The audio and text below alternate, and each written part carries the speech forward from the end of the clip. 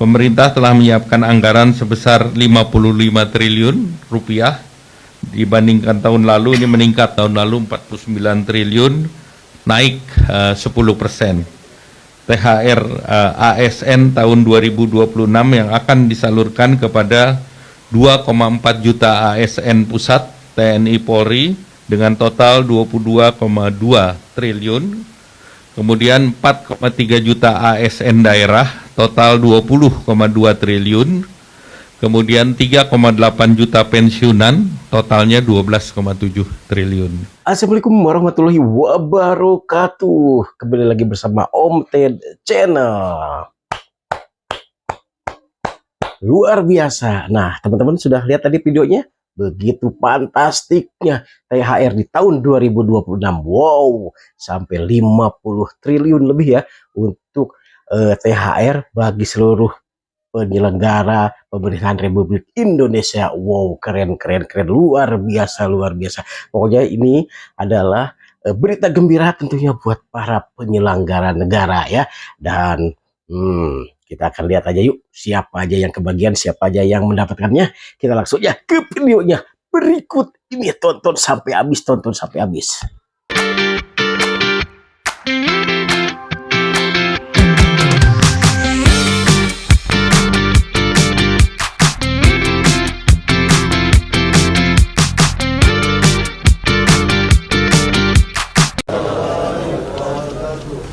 Pada pagi hari ini, atas izin dan instruksi Bapak Presiden, akan diumumkan besaran dan peruntukan dari satu tunjangan hari raya THR dan juga bonus hari raya BHR di periode tahun 2026 yang detailnya teknisnya akan disampaikan secara detail oleh Bapak Menko Perekonomian. Dipersilakan Bapak Menko, Bapak Erlangga Hartarto. Terima kasih. Assalamualaikum warahmatullahi wabarakatuh. Salam sejahtera bagi kita semua, teman-teman media cetak, media elektronik, dan masyarakat. Dan pada pagi hari ini saya didampingi oleh Pak Seskap, Pak Teddy Indrawijaya, kemudian Menteri Perhubungan Pak Dudi Purwagandi, kemudian Menteri Ketenagakerjaan Pak Yasserli, Menteri Investasi, Hilirisasi, BKPM, dan CEO Danantara Pak Rosan Perkasa Roslani, beserta CEO daripada Goto Pak Hans Patowo, kemudian dari CEO Grab Ibu Neneng Gunadi, kemudian dari Chief Executive Maxim Indonesia, yaitu Fadin Lusnov, dan PT Indrive Pak Rio Aristo. Jadi hari ini pemerintah mengumumkan beberapa paket stimulus ekonomi lanjutan terkait dengan Hari Besar Keagamaan Nasional, yaitu Idul Fitri 1447 Hijriah atau 2026 Masehi, sesuai dengan arahan Bapak Presiden terkait THR aparatur sipil negara pemerintah pusat, termasuk P3K, TNI Polri, serta pensiunan. Pemerintah telah menyiapkan anggaran sebesar 55 triliun rupiah. Dibandingkan tahun lalu, ini meningkat. Tahun lalu 49 triliun, naik 10%. THR ASN tahun 2026 yang akan disalurkan kepada 2,4 juta ASN pusat TNI Polri dengan total 22,2 triliun. Kemudian 4,3 juta ASN daerah, total 20,2 triliun. Kemudian 3,8 juta pensiunan, totalnya 12,7 triliun. Nah, komponen yang dibayarkan 100% penuh meliputi gaji pokok, tunjangan keluarga, tunjangan pangan, tunjangan jabatan, kinerja sesuai dengan regulasi yang berlaku. Pemberian THR merupakan hal yang berbeda dengan pemberian gaji yang ke-13. Jadi saya garis bawahi bahwa THR ini tidak sama dengan gaji ke-13. Gaji ke-13 biasanya diberikan di bulan Juni. Nah, pencairan THR dimulai secara bertahap sejak 26 Februari yang lalu, minggu pertama, dan THR tersebut diberikan kepada PNS, CPNS, P3K, pejabat negara, prajurit TNI, anggota Polri, pensiunan PNS, pensiunan prajurit TNI Polri, hingga pensiunan pejabat negara.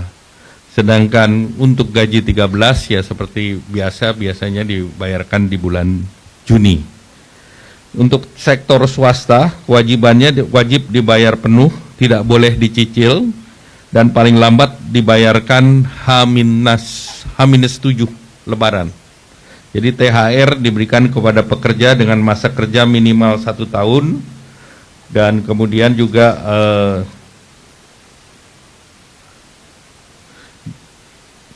jumlahnya minimal jumlahnya adalah 1 bulan upah. Sedangkan pekerja dengan masa kurang 1 tahun diberikan secara proporsional. Nah, ini tentu setiap perusahaan akan bervariasi. Nah, berdasarkan data dari BPJS Ketenagakerjaan, penerima upah yang tercatat adalah 26,5 juta pekerja, dan diperkirakan jumlah THR yang dibayarkan senilai 124 triliun rupiah untuk THR sektor swasta, dan ini diharapkan bisa mendorong konsumsi nasional secara signifikan. Kemudian bonus hari raya untuk ojol, ini bonus hari raya ini telah dilakukan dengan komunikasi intensif dengan para aplikator, dan alhamdulillah komitmen kuat dari para aplikator juga diwakili dengan yang hadir pada pagi hari ini. Jumlah yang diberikan ini BHR tahun 2025 bisa mencakup kepada sekitar 850.000 mitra penerima atau pengemudi dengan nilai total 220 miliar, dan ini 2 kali dari tahun lalu. Tahun lalu itu sekitar 110 miliar dari masing-masing aplikator seperti Goto dan Grab. Tahun lalu menyediakan 50 miliar masing-masing. Tahun ini 100 sampai 110 miliar, meningkat 2 kali, dan penerimanya juga menerima masing-masing 400.000. Maxim juga memberikan kepada 51.000 mitra sebagai penerima BHR. Tahun lalu 1.000 mitra, jadi Maxim meningkatnya juga besar, 51.000. Kemudian InDrive juga memberikan sekitar 500-an. Nah, kami mendorong penyaluran dilakukan lebih awal, H-14 atau paling lambat H-7 sebelum Idul Fitri. Terkait dengan perlindungan jaminan sosial bagi pengemudi, hingga saat ini mitra pengemudi mengikuti jaminan kecelakaan kerja JKK dan jaminan kematian atau JKM BPJS Ketenagakerjaan. Nah, selanjutnya kita telah juga memberikan bantuan untuk diskon transportasi khusus menjelang Lebaran, nilai rupiahnya 911,16 miliar, baik dari APBN maupun non APBN, dan bantuan yang diberikan pemerintah pada saat menjelang Lebaran nanti dalam bantuan pangan itu nilainya 14,9 triliun, berupa 10 kg beras dan 2 liter minyak goreng untuk 35,04 juta keluarga. Dan pemerintah juga sudah mengumumkan work from anywhere tanggal 16, 17, 25, 26, dan 27 Maret. Selanjutnya kami persilahkan Pak Prof. Yasirli. Baik, terima kasih Pak Menko. Yang saya hormati Pak Menko, Bapak Menteri, Pak Seskap, dan teman-teman media semua. Saya ingin menyampaikan bahwa kami dari Kementerian Ketenagakerjaan, kita sudah mengeluarkan surat edaran yang pertama nomor M3HK04003/2026 tentang pelaksanaan pemberian tunjangan hari raya keagamaan tahun 2026 bagi pekerja atau buruh di perusahaan. Surat edaran ini kami tujukan kepada para gubernur di seluruh Indonesia. Ada beberapa poin yang ingin saya tekankan dalam surat edaran ini. Yang pertama, bahwa pemberian THR mengacu kepada Peraturan Pemerintah Nomor 36 Tahun 2021 tentang pengupahan dan Peraturan Menteri Ketenagakerjaan Nomor 6 Tahun 2016 tentang tunjangan hari raya keagamaan bagi pekerja buruh di perusahaan. Yang kedua, bahwa THR keagamaan diberikan kepada pekerja atau buruh yang telah mempunyai masa kerja 1 bulan secara terus-menerus atau lebih, dan pekerja atau buruh yang mempunyai hubungan kerja dengan pengusaha berdasarkan perjanjian kerja waktu tidak tertentu atau perjanjian kerja waktu tertentu. Seperti yang disampaikan oleh Pak Menko tadi, dalam surat edaran kami, kita meminta THR keagamaan wajib dibayarkan paling lambat 7 hari sebelum hari raya keagamaan. Namun perusahaan kita agar dapat membayar lebih awal sebelum batas waktu tersebut. Dalam surat ini kami juga sudah merincikan tata cara perhitungan besaran dari THR. Kemudian kita menekankan bahwa THR keagamaan wajib dibayarkan oleh perusahaan secara penuh dan tidak boleh dicicil.